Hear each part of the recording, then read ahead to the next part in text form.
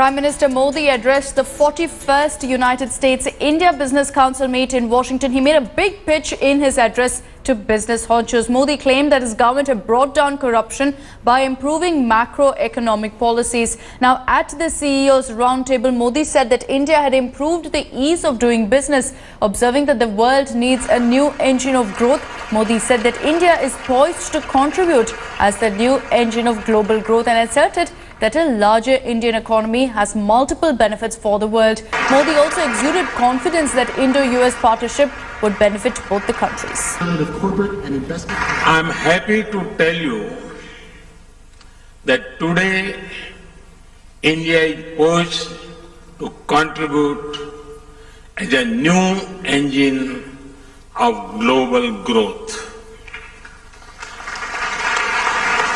A larger Indian economy has multiple benefits for the world.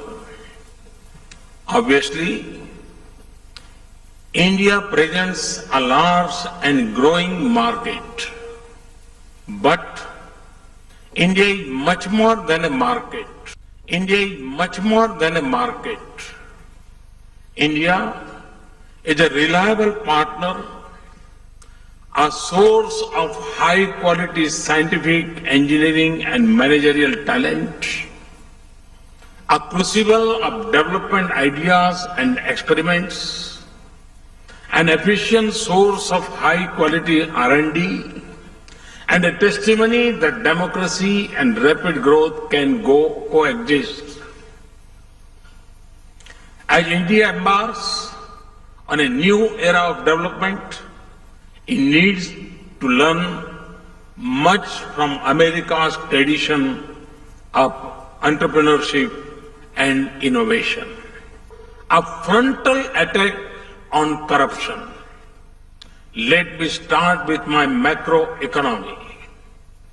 Since we took office in inflation, the fiscal deficit and the balance of payments, current account deficit have all fallen.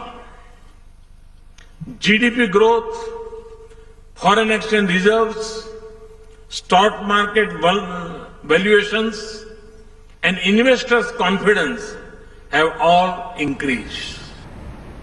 And here's a quick lowdown of the key takeaways from that meet between Prime Minister Modi and the US President Barack Obama. Number one, Prime Minister Modi has established that climate justice is a dream, something that he's spoken about in Paris as well. Besides that, we know that US and India have teamed together for security, especially on the lines of cybersecurity, global warming as well as terror. A first step has been taken for a US-India civil nuclear accord. We also, of course, know that India and US will now come together to build 6 nuclear reactors in India. Missile Tech Control Regime agrees to Indian entry. Admission to MTCR opens way for a high-end missile tech. This has been possible because of US's backing. Similarly, after Modi's bid, now Obama has agreed to back India for an NSG membership, which thereby strengthens India's clout.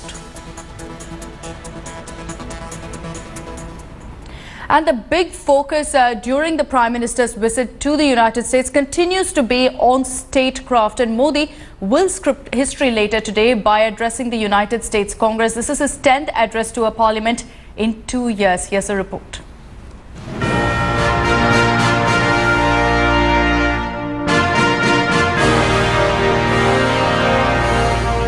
At 8 p.m. today, the leader of the world's largest democracy will be addressing the house of the oldest democracy.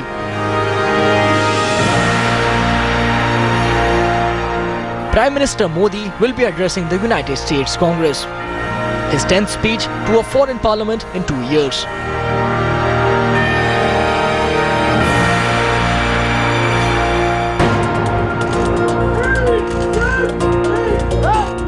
But this speech to the United States Congress is an indicator of a thaw towards Modi.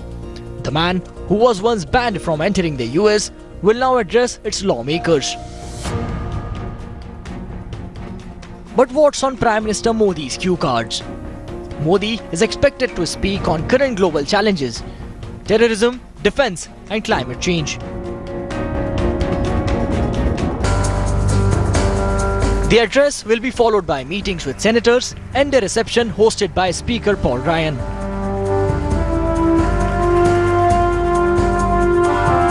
Tonight's big-ticket address will make Modi the fifth Indian Prime Minister to address the United States Congress.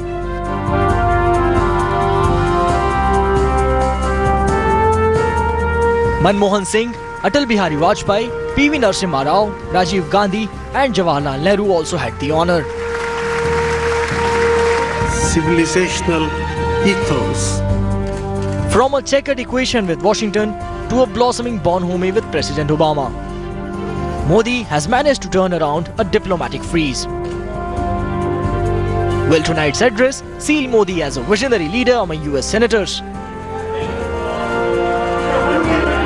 With Gaurav Sawant in Washington, Bureau Report, India Today.